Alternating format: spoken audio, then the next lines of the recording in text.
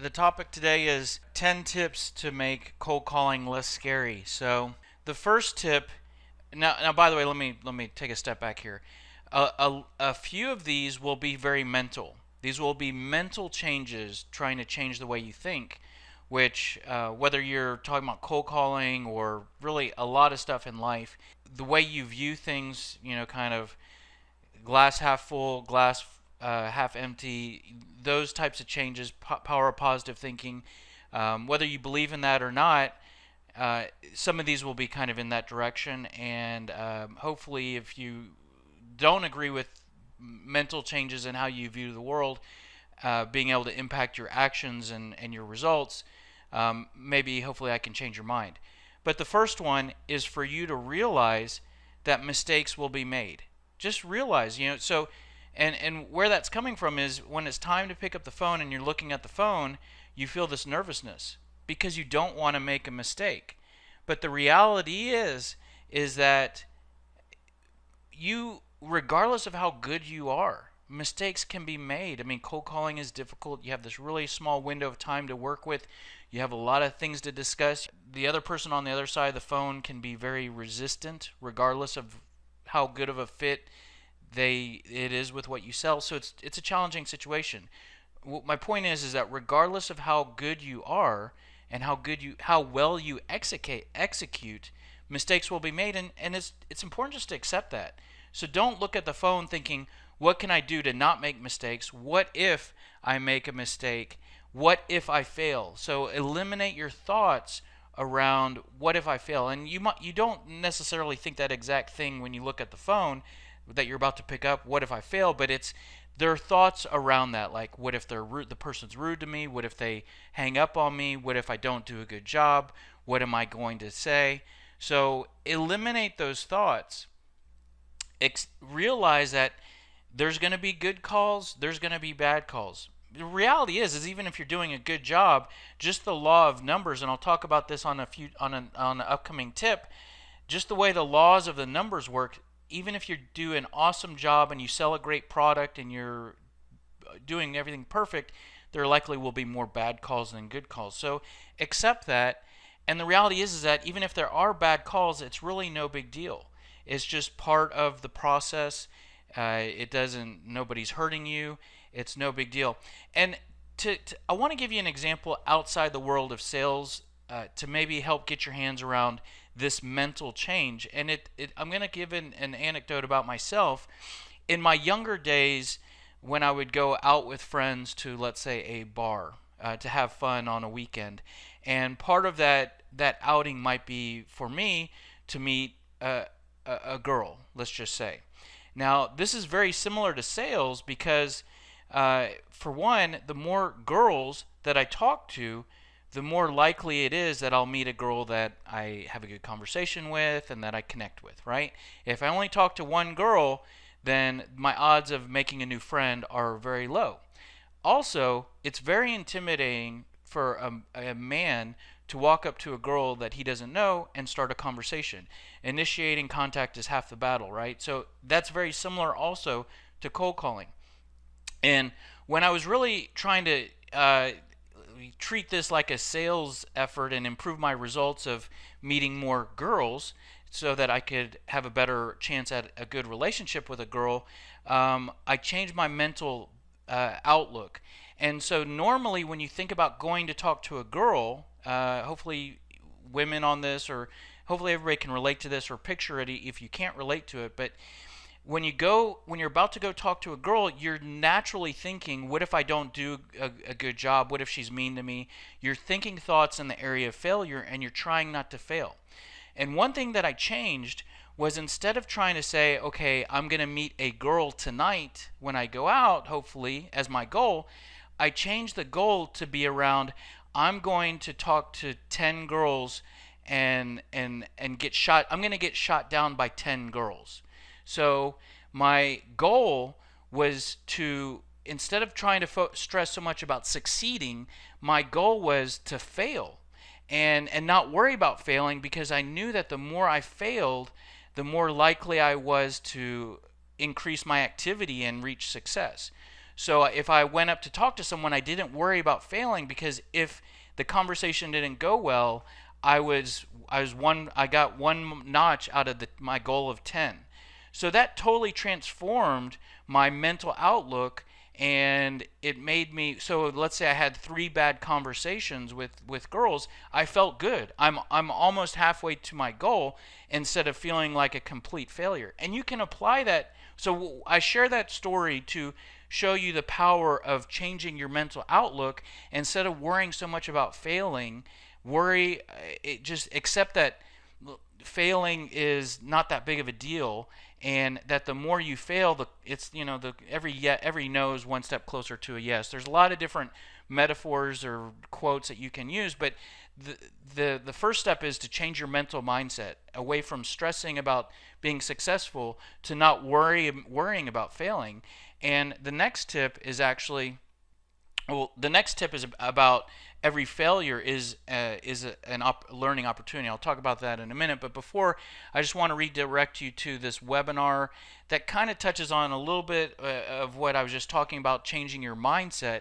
And so we did a webinar on how to build and maintain mental strength, and that's a link that you can watch a full webinar on sort of mental exercises. But the next tip, so moving on, tip number 2 is every call is a learning opportunity. And more importantly, well, whether the call goes well or not is a learning opportunity. But if the call goes well, you're not so worried about what happened. You just enjoy the results you're getting from the good call. But every failure or bad call is a really great learning opportunity. And so here's a quote from the Dalai Lama, which is, "When you lose, don't lose the lesson." And this is a great quote for cold calling, because you're going to have some bad calls. By the way, and maybe I'll come back to some of these examples throughout our tips here, but yesterday we had a cold calling demo weekly event for Salescriptor. This is something new we're doing, where I'm actually making cold calls with an audience to listen in. And we had, I don't know, a few hits yesterday where we had live conversations, and they did not. I didn't set an appointment. That was my goal, and I did not set an appointment. And 2 of them sort of ended on the prospect's terms. Let's say they weren't. You could say that they weren't successful cold calls. Now, those are great things for me to look back on, and for the group to say what happened there. What could we have done differently? So, by the way, a little promotion for that event. We do it every Tuesday. We've only done a few of them, so we're trying to improve the format so that they're more productive. Also, I'm putting some recordings from that event on our YouTube channel.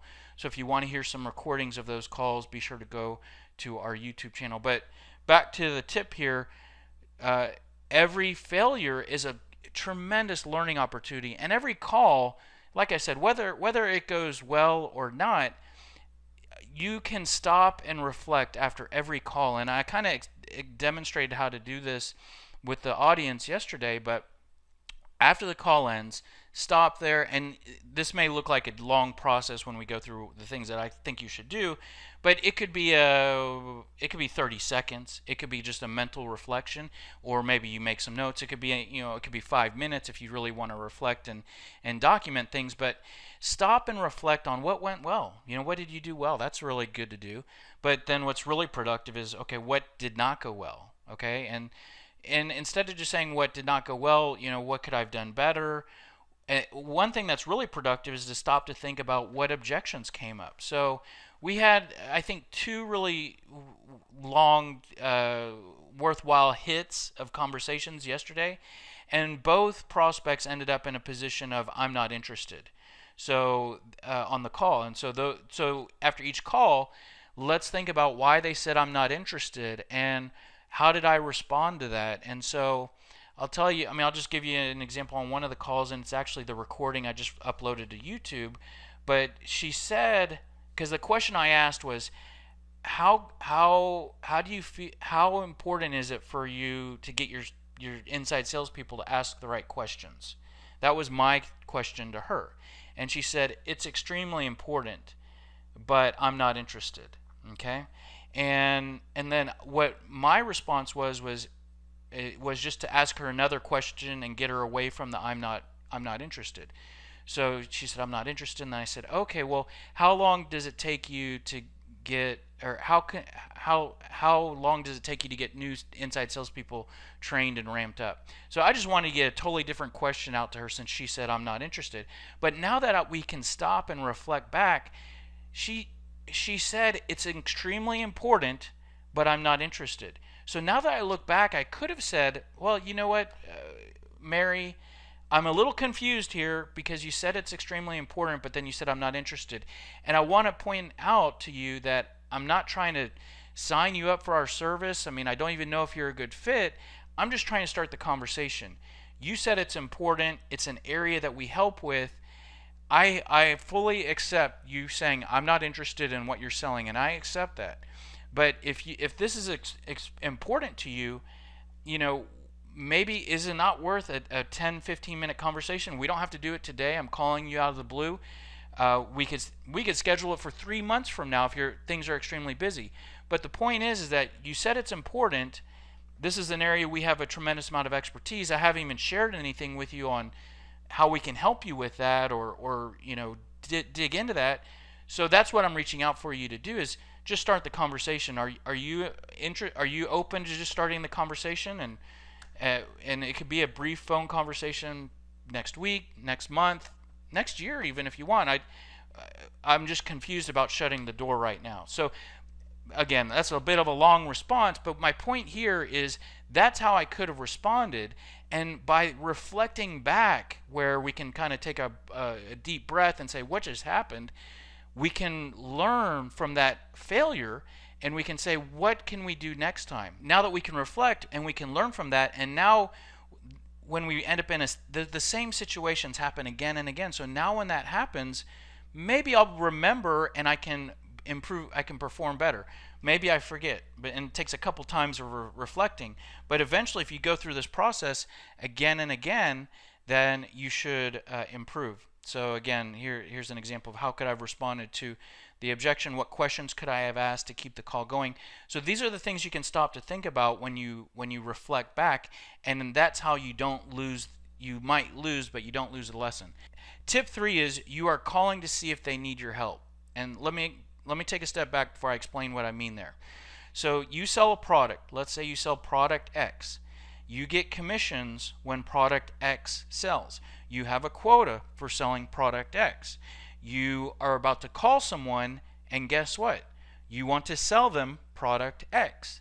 So this can put you in a very needy, pushy type of mindset, and that what can I do to get them to buy product X? What can I do to get them interested? What can I do to push this along? And that's where you end up using, with a very pushy, salesy mindset, you feel very uncomfortable. You feel that's where you end up using language like I'm sorry to bother you today. I'll only take a few minutes of your time, and you're being this pushy, needy salesperson. But if you stop to think about it, your product should most likely help people in some sort of way or another. And if you don't know how, you need to stop and think about that. And actually, that's a tip coming up, I think, next, which is stop to think about how your product helps. Or actually, it's this tip, I think, right here. So you need to stop and think about how your product helps, and then realize that some of the people you call need your help. Another way to look at this is picture yourself being a doctor, and you have a medicine for a particular cold, right? And you're calling people to see if they have the cold that you have the medicine for. Now, people that don't have the cold might be rude to you. They might try to get rid of you because they don't have the cold. You know, you start to talk about this medicine, and they're like, I don't need it. I'm not sick, right? You are not looking to talk people into buying medicine that aren't sick. You're looking to get through all the people that are on your list to find the people that have the cold.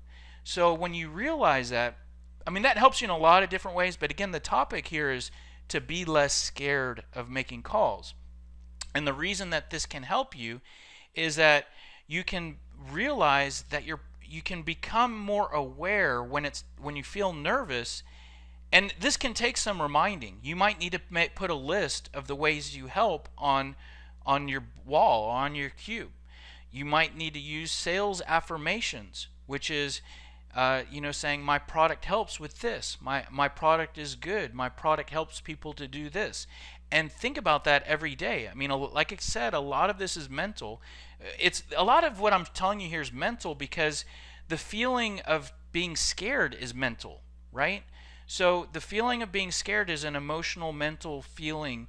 And so if you're wanting to counter that and make that go away, a lot of the solution is also mental. Being aware of how your products help and I call this value awareness. So value awareness is not just knowing what your value and benefits are, but keeping those at the front of your mind and being aware of them when you're nervous about making the call and when you get the prospect on the phone so you can communicate. So this might say you might have to stop to think about the benefits that you provide. Maybe you don't know what those are, and if you don't, you need to stop and outline those. You need to keep this in the front of your mind every day. This will improve your mindset, and not only does it make you less scared, because when you realize I have some really good medicine and there's some people out there that are really sick, I need to connect these, and when the people that are sick have my medicine, they're going to feel really good. So when you realize that, not only will it make you less scared, but it will also help you to communicate and sell more. So I told you need to stop and think about your benefits. I just want to give you an example here of what I'm talking about when I talk about benefits. So by the way, I use this example again and again because I hope that it's something that everybody can relate to. It's a gym membership. So either you go to a gym and you'll understand this, or you don't go to a gym and you might have some of the problems and issues that a gym membership can. We all own a body. So a gym is a product to help you with your body. So hopefully this is something that everybody can relate to. But the gym. I'm going to give you an example of how to stop and think about how do I help, because it's easy to think about the products that you sell. In fact, when I work with my clients and I say, well, what benefits do you offer? They often explain to me features of their product. So I was using an example yesterday. So like if you talk about a car, fuel injection, right? So fuel injection is a feature of the way the engine is designed or whatever. I don't know a lot about cars, but and I would say to somebody, well, what's a benefit of your product? They would say it has fuel injection. Well, that's not a benefit. That's a feature, right? So I'm going to explain to you now how to stop and think about what the heck are my benefits. And by the way, this is actually one of the more difficult parts of our methodology that we help people to switch over to. But it starts with thinking about your product. So I sell a gym membership, let's say, and the product and the features it includes treadmills, weights, classes, personal training, lap pool, sauna, steam room, yoga studio, and whatnot. There's nothing in there that's benefits. Those are all product details, and those are real easy typically for someone to talk about. Imagine going to a gym and talking to the salesperson. It's very easy for them to take someone on a tour and say, here are our classes, there's our pool, right? It's easy to talk about that. But when you can take an extension of that and say, well, how do those things help your buyer? And you can realize that, well, those things help someone to lose weight and get healthier and get on and stay on a workout schedule and transition to a healthier lifestyle, feel better, become more attractive, improve self-confidence, decrease stress, become happier. Wow, those are powerful things, right? That's the medicine. That's the medicine that you hold. In fact, if you're the doctor with the medicine, you might have a name for the medicine, which doesn't mean anything to the buyer. Even if you talk to someone that's sick and you say, I have medicine NQR, then the buyer doesn't know what medicine NQR is. But when you talk about the benefits, that's where they start to realize, I need that. I need that in my life. Yes, now you're speaking my language. So that's what you need. If you don't know how you help, that's how you help. And when you, again, getting back to cold calling being scary, it's thinking about these things that should make you more confident when it's time to pick up the phone and call someone. Here's a whole webinar on figuring out what your value is. Okay, the link is in the slide if you download the slides. Next tip. So we just talked about that you're looking for people that need your help, and you provide these improvements. What you're also doing is your products likely help to fix problems.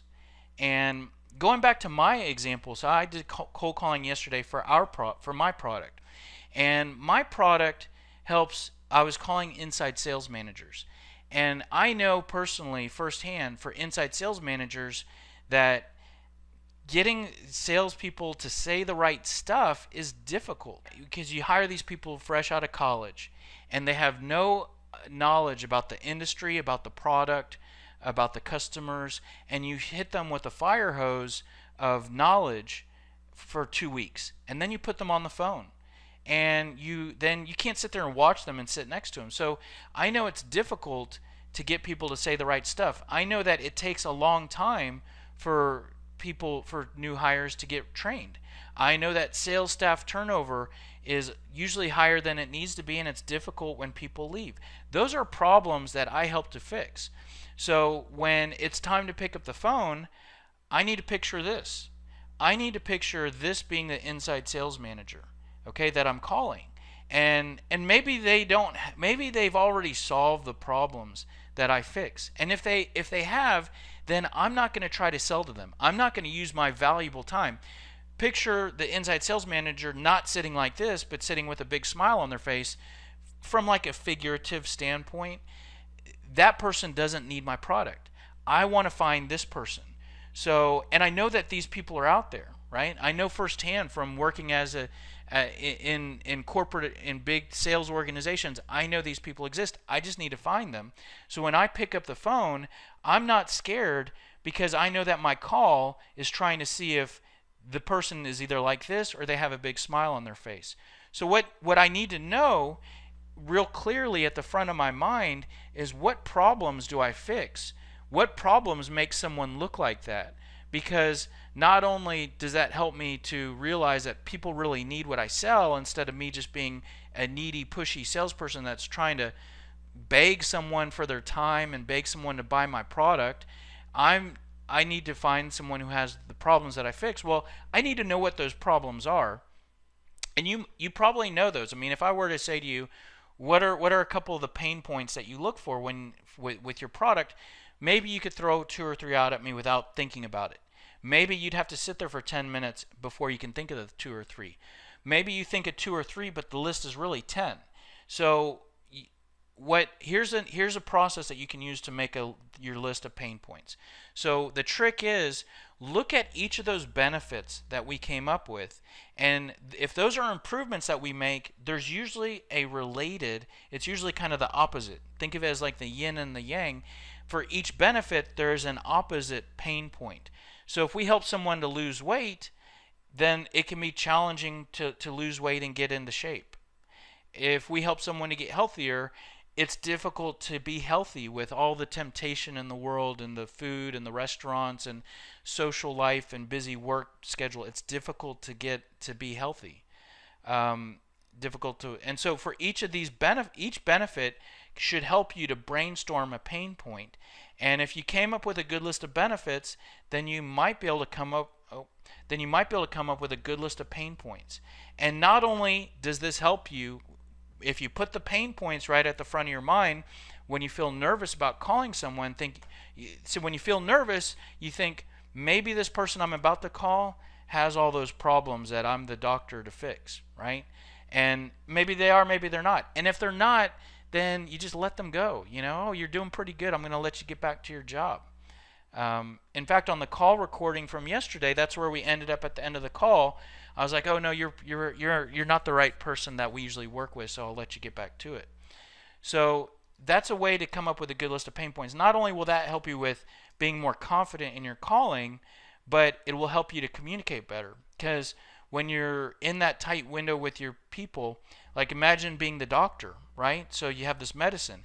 Instead of explaining how the medicine works, which it's an antibody that was designed in a lab and it takes 3 days for you to, I mean, that's talking about the product, right? Instead of calling people talking about the product, call people and say, I have this medicine. It helps people that have stuffy head, runny nose, sore throat, right? Those are the pain points.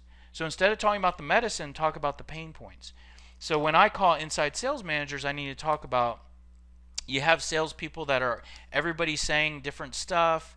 It's difficult to get people trained up. You have underperforming reps that you don't know how to get them to be performing. So those are pain points that I fix, and when you communicate those, you can communicate more clearly and improve your sales as well. So it's the webinar there on pain points. So another thing is, or tip 5 is, make a list of questions to ask. So there's a lot of reasons to do this, but the topic here is cold calling being scary. One of the reasons why cold calling is scary is that you don't know what to say. And you know a lot about your product, but you're like, okay, if they actually answer the phone, I've called this person a bunch and they've never answered, and thank God. If they actually answer the phone, what the heck am I going to say? So the questions give you a great well, first of all, if I were to build a cold call script for you, I would put the questions at the center of the script. So make it your purpose. Make it the purpose of the call. I'm reaching out to ask you a couple questions. So the questions are the center of the script. The questions are also a great fallback place. So if you listen to these calls from yesterday that I made, when I got objections, I asked more questions. So they help you to keep the call going. So questions are a great tool to use for what to say in a lot of different situations. And to make cold calling less scary, they can help with that, because they make, like when I was making calls yesterday, I had no worry about what am I going to say at all. And that's where a lot of the scariness and worry comes from, is what the heck am I going to say? So on top of that, I have the core belief the best salesperson is the one that asks the best questions. So picture, again, you're the doctor with the medicine, right? The doctor that's not going to sell the medicine real well is the doctor that tries to make people interested in the medicine by talking about the medicine. You take it twice a day. It's a liquid format. It's cherry flavored. Doesn't taste too bad.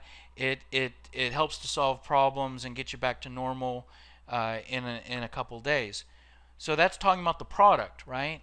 Well, we want to talk about the pain points, and so we can either just share the pain points, which is to say, I'm looking for people that have a sore throat, a stuffy head, and a runny nose. So you can either just throw that out there, these are the pain points I'm looking for. Another way to get to that, which makes it more conversational and is good for cold calling, is instead of just giving the pain points, which then, and by the way, then someone can just say, no, I don't have those. And maybe they really do, or maybe they don't know they have that, but they don't know they have it.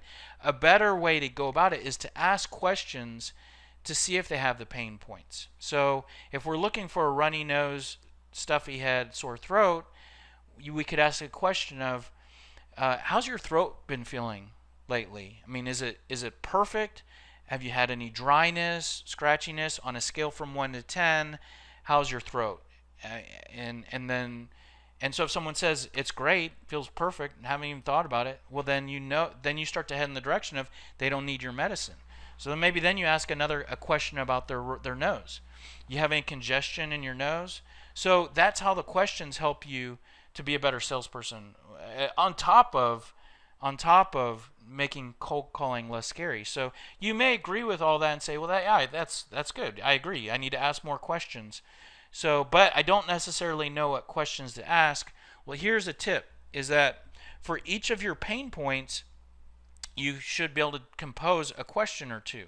So we have that list of pain points there, and each of those gets us to a question. And I did that in the example there where I know the pain points of a sore throat, and I just demonstrated asking questions around their throat, right? So each pain point takes you to a question. So that's sort of like a workflow. And if you were following along, we started with the product. That led us to a list of benefits. That led us to a list of pain points. That led us to a list of questions. It's a structured workflow. Now, you could come up with all of those without going through that sort of linear process. I could say, what are your benefits? What are the pain points you look for? What are questions you should ask? And, I'm not going to say that people aren't able to come up with stuff to say in each of those boxes without going through that, kind of linear, one leads to another process. But this is a way to develop a really good list of things to say. And you might struggle. You might, again, like I said, you might not come up with the full list of pain points. You might not come up with a complete list of questions. Here's a webinar on asking questions and composing questions. So tip 6 is to prepare for objections. So when you are looking at the phone, you're about to make calls, and you feel nervous, you feel scared, you might not be thinking in your mind, they're going to give me an objection, and what do I do when they give me an objection? You might not be thinking that. You're actually thinking, what if they're difficult? What if they're mean to me? What if it doesn't go well? And so that's what you're thinking. But the reality is that everything I just described usually happens around objections.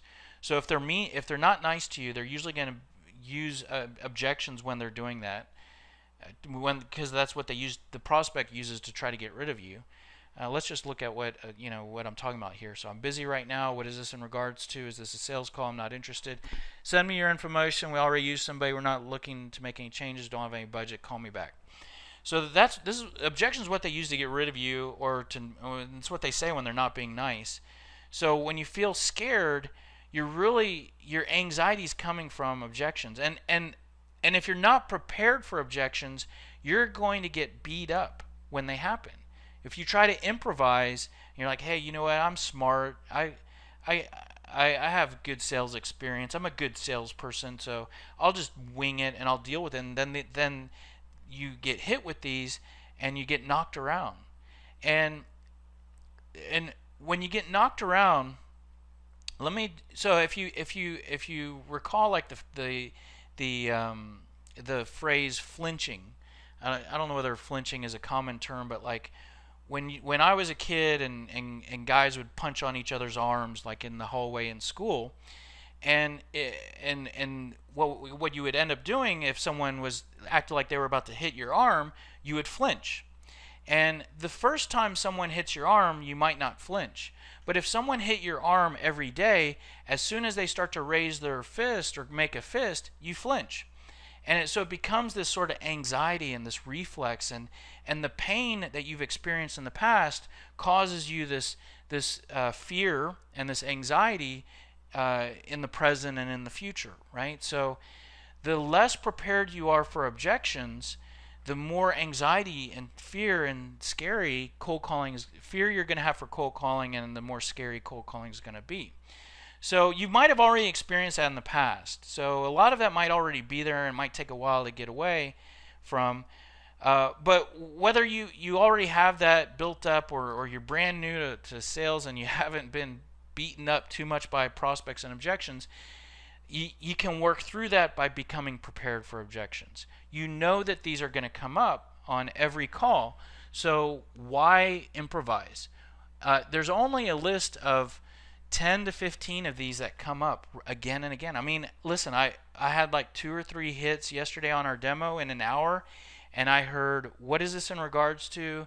And I heard that once, and by the way, which comes up all the time for gatekeepers, and I heard, I'm not interested, twice, right? So if you have responses, then that can make you more confident, and it can decrease your fear of cold calling by making you more confident out of the gate. In the long term, you're going to perform better. So if I can use a sports metaphor, you're a quarterback and you have this aggressive defense running at you, and instead of getting knocked down and feeling pain and starting to get really scared every time you touch the football, you'll have your responses for how to handle these objections. So when you have the defense running at you, you know to dump off the ball on into your running back, or to lob the ball right over the defense, and you know how to get rid of it. You know how to handle these really tricky situations. So you become less scared of them because you know exactly how to handle it. And so here's a whole webinar on objection handling, but definitely that's a way to decrease your fear. So a lot of what I just went through there, making a list of benefits, making a list of pain points, making a list of questions, making a list of objection responses, right? So you could just think about all that, right? I mean, I don't know. I mean, maybe well, I was gonna say maybe you can keep all that straight in your head. I don't think anybody can keep all that straight in their head, but let me just say, you could try to organize all that in your head. So you could try to have those lists in your head, and then you make a call and you try to grab that little piece of information when you need it. But why do all that in your head? Why not? Everything I just shared with you are the things you can talk about when you're cold calling, because you can use your benefits as the purpose of your call or your opening sort of value proposition. You can use your questions as the center piece of your call. So, hey, I'm trying to reach out to ask a couple questions. You can use your pain points if you hit a dead end road. For example, let's say someone says, I'm not interested, or no, we don't need that. Okay, hey, well, maybe it sounds like you guys are doing pretty good.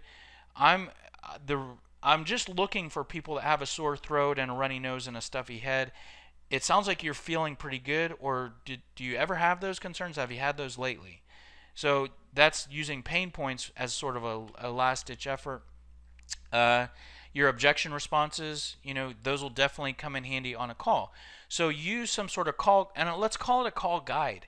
I mean, it doesn't have to be a script. It can just be a list of points. Let me show you some examples. So I'm going to show you Sales Scripter, and I'll show you some examples. So either you can use Sales Scripter to use these call guides, or you can copy our format and use your own documents. But first of all, I want to just point out, our tool basically helps you to organize your points. Actually, see here is gym membership for people looking to lose weight. We have a sales pitch builder. So you'll notice benefits, pain points, probing questions. So I just explained to you the process of organizing those points. You could certainly do that in an Excel spreadsheet, right? This tool makes it a little easier, and it kind of is a tour guide for you to go through that process, but basically we help you to organize all those thoughts. So everything you were seeing on those slides is in here, right? Now, the benefit of doing it, one of the benefits of doing it in here is once you have all those points in here, we load up all of that into a library of documents. So documents you could use as a call guide. Doesn't have to be a call script, but call guide. But like even if I actually stay on the gym membership, let's see.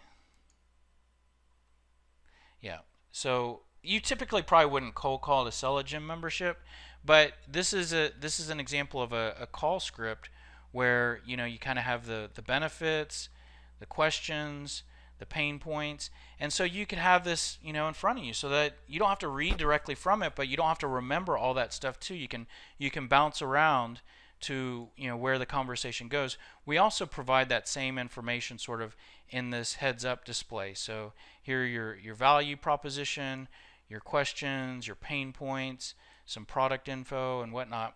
I also talked about, so that's having a call guide. I also talked about objection responses. So the system produces responses to all those objections that I shared with you, right? So I told you have a response for those. Well, we give you responses for those, because with our approach, you can respond to most objections, common objections at least, with your benefits or your pain points or your questions. So we basically just show you where to do all that, or what you could respond to each. And actually on this sort of heads up display, we have all of your objections over here. So like you can actually see this on the call demo that I do every week and on the recording that we're putting on recordings that I'm putting on YouTube. But like these are your objections over here. And sometimes the call's so quick that you might not be able to get to the response over here. So you could use this as a reminder after the call when you're doing your reflection. You can come over here and say, wait, which one of these came up that just ended that call that I just bombed, you know, as you're kind of laughing to yourself, right? So, and you can say, oh, they said, just send me some information. So let's see what this, oh, here's what I could have said. I didn't say that, so that might have helped there. So you could use this either real time when you're on the call as a guide, or you could use it as a reflection sort of reinforcement training tool to help, you know, improve your next call. So that is, you know, those are some examples of a call guide. I also talked about value awareness and remembering that you help with your prospects. So like here's a document that just outlines your value propositions. So this could be the thing that you kind of print on the wall. Again, our goal here is not only to improve the calls we make, but to be less scared so we make more calls. That's something I haven't talked about yet, but if you don't really deal with this fear correctly, it'll have a negative impact on the number of calls you make. And in theory, the more calls you make, the more you'll sell, the more money you make. So these are these are reminders of how you help, and these could be your affirmations every day that you might start with. You know, you might look at before you pick up the phone. These are we display that also in sort of this matrix here. So here are your benefits, and here are your also, you know, if you're looking for problems, here's a good summary of the problems that you should be looking for. Anyways, those are some examples of tools that organize the things that will help you to be less fearful of making cold calls. You could build those on your own. One last thing I'll show you about Salescriptor before I kind of get off of my product pitch, if you want to see this as that, is that I said that you could create a lot of what I've just shown you in an Excel spreadsheet and a Word document, right? Well, one thing you might want to think about is that when you change the buyer that you're selling to, your benefits and pain points and questions could change. So like this is actually my account here. I have this is my pitch for Salescriptor, and like when I was calling inside sales managers yesterday, this is the pitch that I used, which has its own set of benefits, pain points, and questions. But you know what? When I talk to sales trainers, their job is a little different than an inside sales manager, and their interests are a little different, and their pain points are a little different. So this other campaign, even knowing the product is staying exactly the same, this other campaign is very different, and it hits different hot buttons. So if you try to create, and that creates its own set of documents over here, and if you try to create all of that in an Excel spreadsheet, sometimes it can be a lot to flip from one to another or to keep track of. We make it real easy because if I go back here, when I go from talking to an inside sales manager, here are my questions here for an inside sales manager, and then I end up on the phone with a sales trainer, then I can just easily flip over to here, totally different set of questions, or very similar but slightly different set of questions. So this allows you to keep all of that separate. So that's a little bit of advanced, right? We're just trying to make you less scared of cold calling and more confident. So at least getting some of those thoughts organized and in front of you when you're making calls will help with that. When you want to then go beyond that to be a superstar cold caller, then it's creating those different sales pitches that are really designed for each different audience that you interact with, and then using a tool like this so you can just on the fly flip from one to another. So that is all I'll say about Salescriptor.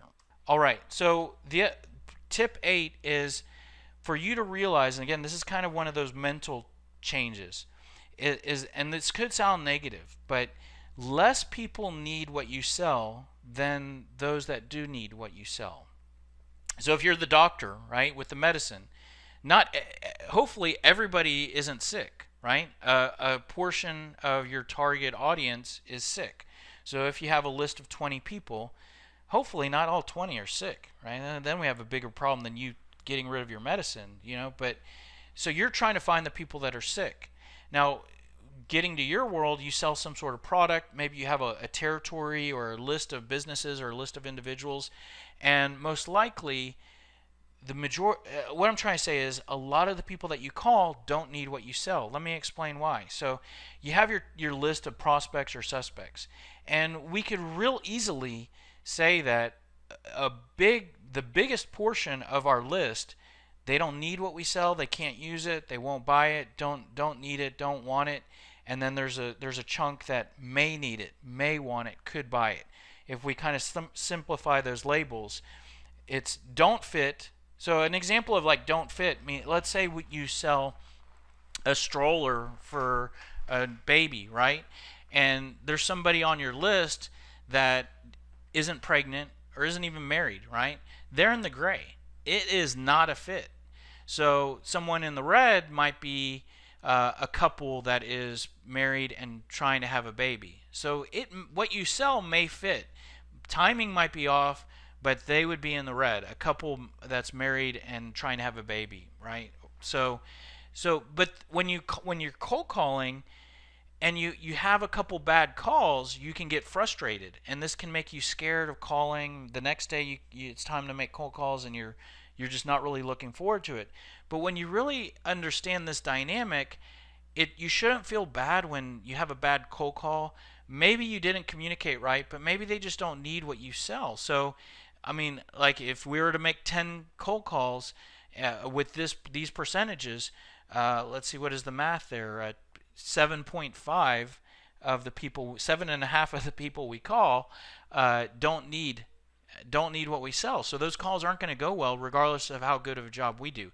What you want to do is you want to perform and communicate at the highest level so that the 2.5 calls, people that you talk to, those go as well as they can. I want to just go further to reinforce this, that there's not a lot of people. You're really looking for a sliver, and for you to understand that, in part of your sort of mindset that a lot of the calls won't go well, and that doesn't mean I'm a bad salesperson. That's just part of the job that I have to do. So if we slice up the people that may fit, you realize that even like the couple that is trying to have a baby, it's not a fit. It may be a fit. It may be a fit down the road. But then you have a couple that, again, we're talking about selling a stroller for a baby, right? So you think about the couple that is pregnant and they're close to delivering. They're like month 8 or 9, whatever. They need a stroller. So they are in the blue. And so that's, out of everybody, you have this small sliver that there is a fit. And we could even chop up that to say it fits now. So actually the blue would be a couple that is pregnant, okay? So that's the blue. Now the green is it fits now. So the couple that is pregnant and in month 8 or 9 of the pregnancy, they need the stroller very soon. A couple might be pregnant and they're in month 1. They are dealing with so much other stuff right now that they aren't going out and buying a stroller. If there's a fit, they're going to need a stroller, but it's not right now. So when you realize that when you're calling, you're looking for a sliver. You're looking for a sliver of a large pie. So you're gonna cross a lot of paths of people that don't fit. Realizing this picture should help you to not feel bad about yourself, feel less scared about picking up the phone because calls might not go well. This should also help you to let people go without dragging them through, just persistently trying to sell to them. Listen to their answers to questions. I've ended up on the phone with salespeople that I was not a fit, and they just kept trying to sell to me, and all they were doing was annoying me and wasting their valuable time. And especially once you start to annoy the person, even if they do fit, then you're not going to be able to sell to someone who thinks you're an annoying salesperson, most likely. Or there's a line there where sometimes you cross and there's no going back. But anyways, so this should help you to realize that it's time to pick up the phone. You feel a little nervous. Are they going to buy from me? Is it going to be a bad call? When you have this like expectation of I need to succeed, I need to sell, and this call needs to go well, and if it doesn't go well, then I'm a failure and I'm not doing a good job. That's the wrong mindset. The right mindset is, I might make a mistake. Cold calling's tricky, and I'm going to learn from my mistakes, and I'm going to get better with each call. As well, I'm looking for the people that need my help. There's people out there. There's a very extreme large probability that the person I call is not sick, that they don't need the product that I sell. But I need to call them to determine that. That's my job, and it's just part of the process. And also, when you determine that they're not a fit, that's a productive call. If you have a list of 500 people and you're trying to work down the list, and you're able to remove someone from that list as remove them as being not a fit, that was a productive call. Now you are at 499.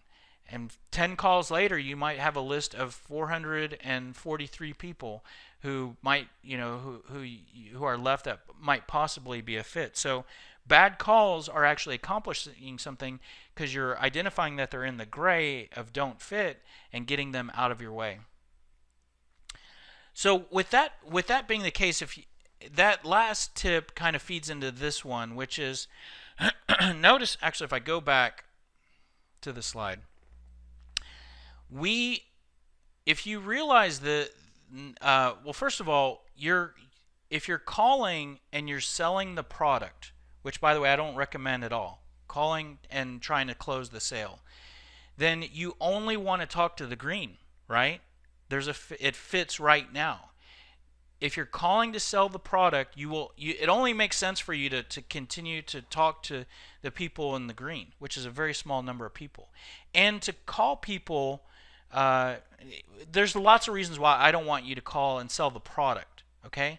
What I want you to do is I want you to call and sell the appointment and sell the meeting. And you can sell the meeting to the whole quarter of the pie. And if you're selling the product, you're only going to be able to sell to the green. Let me give you an example. And this is I'm bleeding over to the next tip, which is sell the appointment, not the product, and focus on the sales process. But while I have this slide up here, let me give you an example. And I've used this example before, but a payroll services company calls me up, right? And her main questions were around, are you looking to change payroll provider? Now, it's not a one-call close. She is not going to close me on switching payroll to her on that call. But her call is geared around selling the product. She is really closing to sell the product, even knowing her question is tied to selling the product. Even knowing if I were to consider her, we would get a quote, we would talk about her company, it might be some time in order for me to roll over to her company, whatever. It would be many conversations and emails for me to switch payroll providers. But her cold call was tied to me switching payroll providers. Are you looking to evaluate new payroll providers? So unless I'm in the green is the only, everybody she calls with that call script, they need to be in the green. And so the odds of her having good cold calls is very low. But now imagine if she changes her pitch and her questions from looking if I'm in the green to see if I'm in that quadrant of either the red, blue, or green, which that would be, I know you're using someone for payroll today. We do things a little differently. You may or may not be looking at making a change. I'm in your area. I'm your rep. I want to just have a cup of coffee with you. I want to pop by your office. I want to start a conversation with you. That way, when you are looking to make a change, you'll know who I am. You'll have my info and whatnot. So that's a totally different conversation and proposal and sales process. And that's what I want to get to with tip 9, which is focus more on the steps of the sales process. So this picture was supposed to do with, people who are always trying to close. This picture represents that person calling me up, asking me if I'm looking to evaluate, which I wasn't. But if you break down the early steps of a sales process, we can break them down into 3 steps. You have the initial contact, which that's either an email or phone call. You have an appointment. You might have a presentation of some sort. So if you are here, don't try to jump to the close, which would be what she did, and focus more on the next step, which is the appointment, which is what I just kind of did in that example. So, by the way, that also helps you to respond to objections. I did in an earlier example where I talked about the prospect said, "I'm not interested," and I responded with, "I understand. I'm not trying to switch you over. I don't even know much about you. You said it's important. I would just want to start a conversation. If it's important to you, let's have a conversation."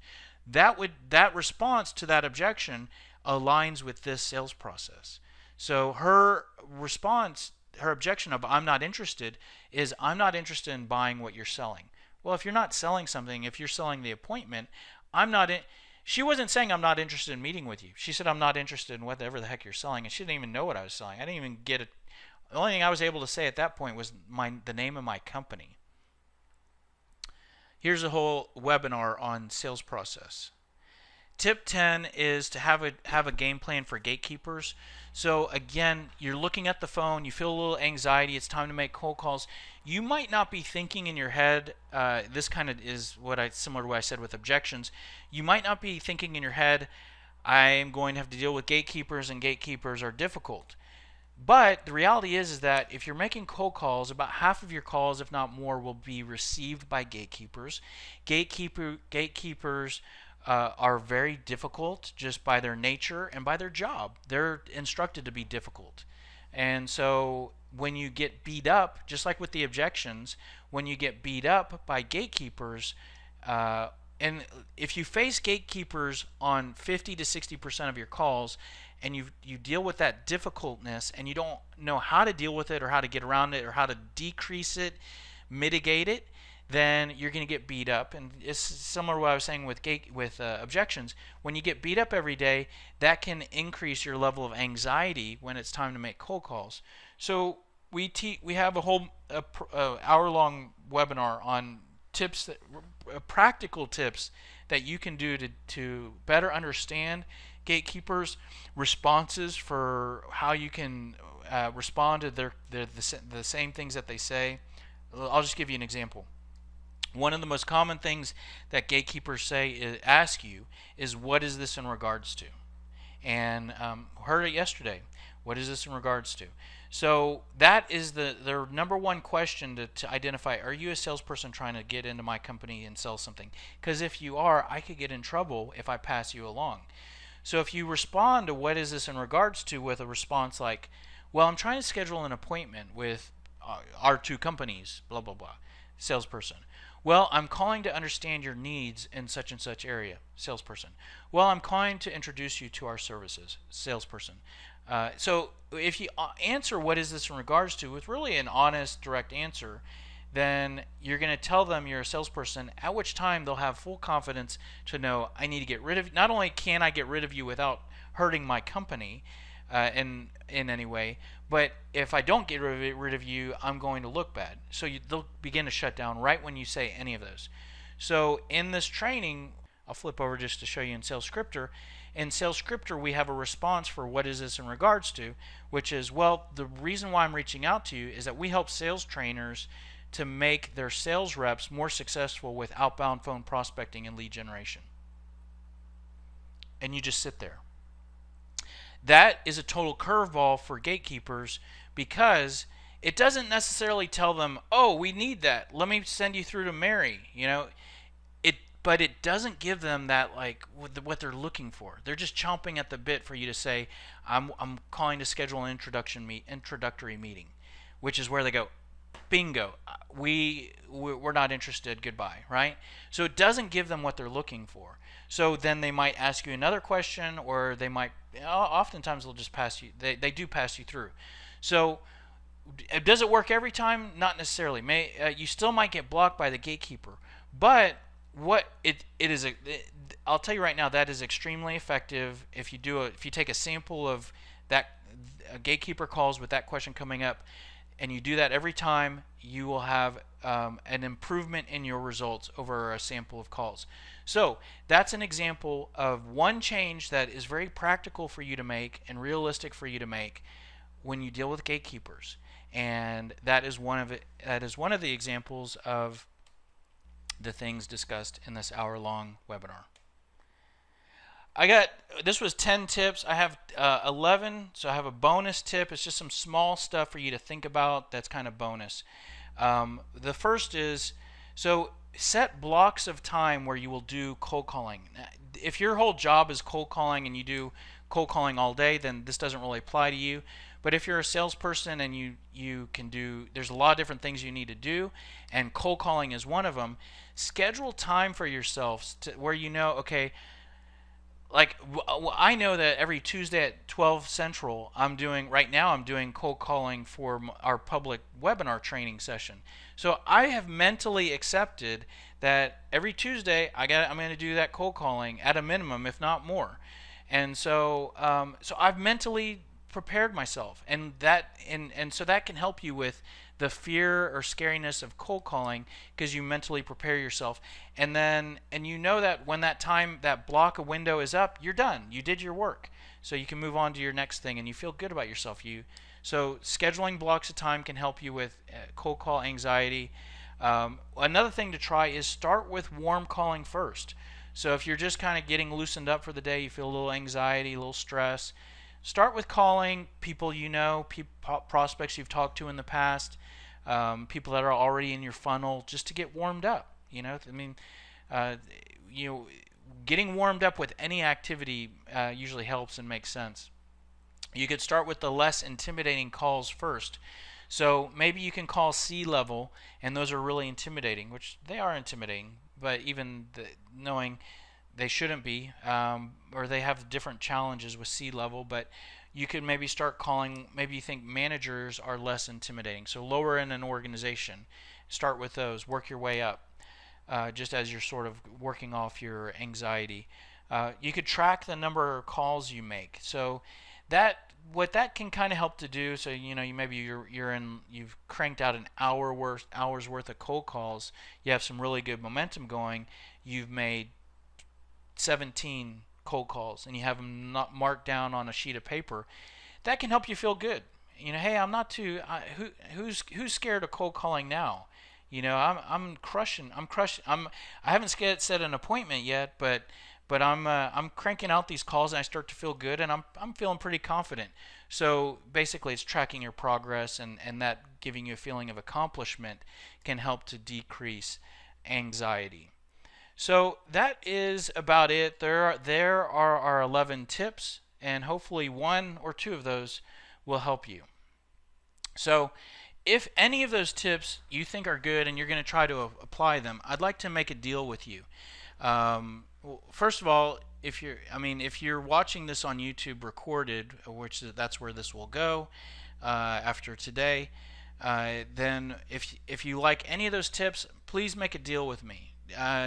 In exchange for the tip, give me a like, give this video a share, make a comment, subscribe.